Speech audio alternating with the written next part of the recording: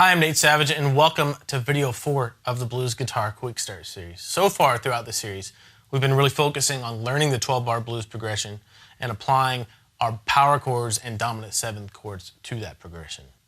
It's important that you learn how to dress up your rhythm blues guitar playing, and one way to do that is through blues riffs. In this lesson, we're going to learn the most basic blues riff, and in the next lesson, we're going to dress that riff up even more.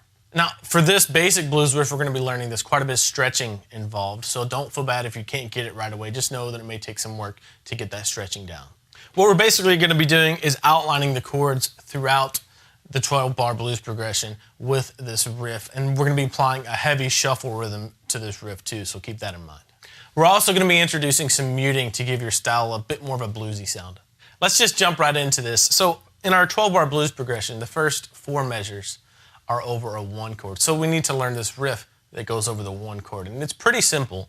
You're going to start off with just an E power chord, and you're going to play that twice with a swung feel. That's it. The next little half of this riff, you're going to leave your index finger where it is, and then come down on the 4th fret of that A string right there.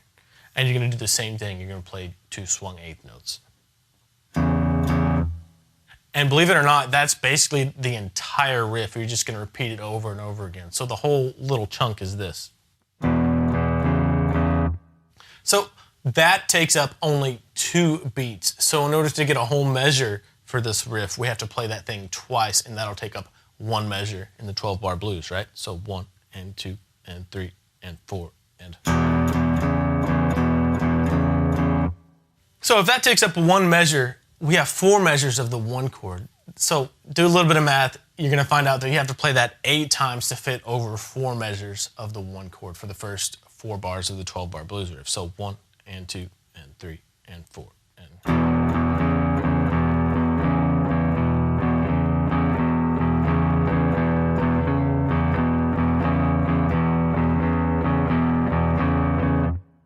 All right, now the 12-bar blues riff switches to the 4 chord. In this case, that's an A chord, right?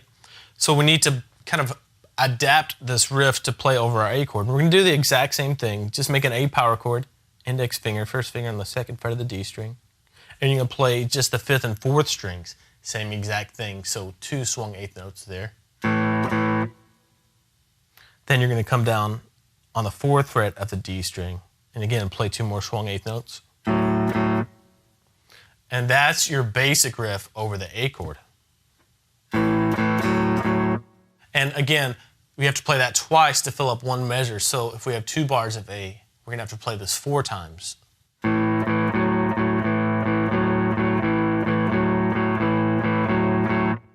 Now we have 2 more measures of the 1 chord. So we're going to go back to the riff over the E chord and play that for 2 more measures or 4 times.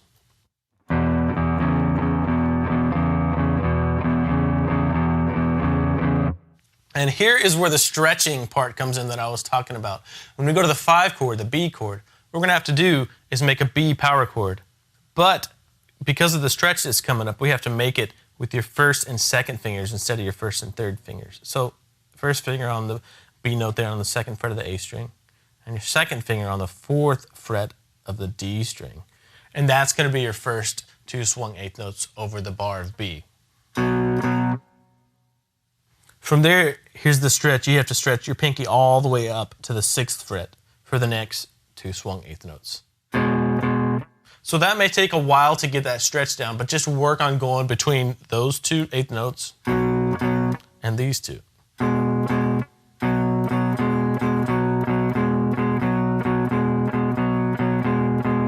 So that's your riff over the B. You only have to do it twice because we only have 1 measure of the 5 chord here.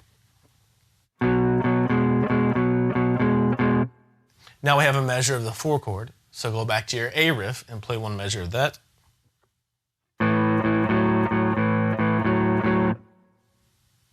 Then go back to the 1 chord for 1 measure. And finally, we end up on the 5 chord for 1 measure. So get that B power chord on there, again with your 1st and 2nd fingers. And you can stretch all the way up again with your pinky and play that for 1 measure. So here is what that rhythm riff will sound like with one of the jam tracks.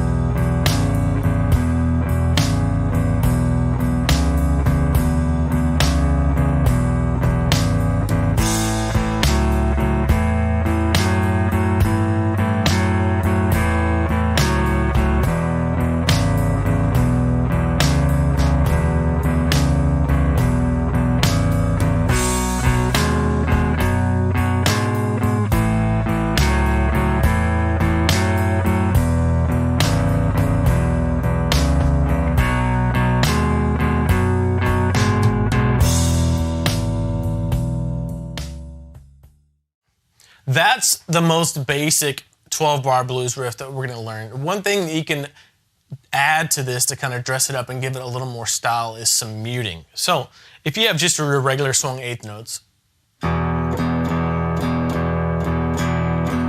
you have 1 and 2 and 3 and 4. And what you can do is kind of divide this up by the beat. You have 2 notes on each beat, right?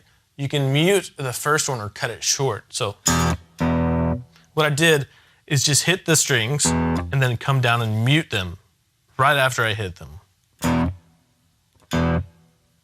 And then the second note in the 2 eighth notes is just normal. And if you do that over and over again, muting just the numbers, the 1, 2, 3, 4, you end up with this.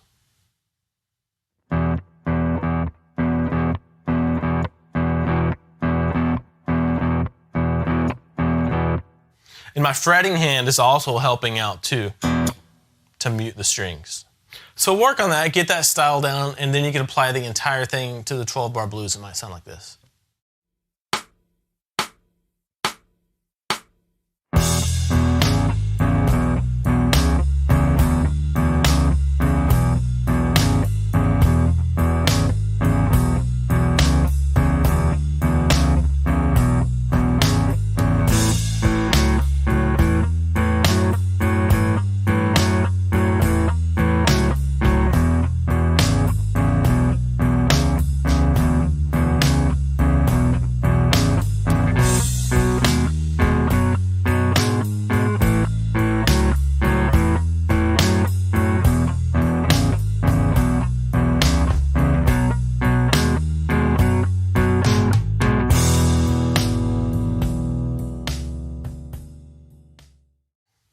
Hopefully you see how learning this really simple 12-bar blues riff kind of dresses up your rhythm blues playing and gives the 12-bar blues a little more forward momentum.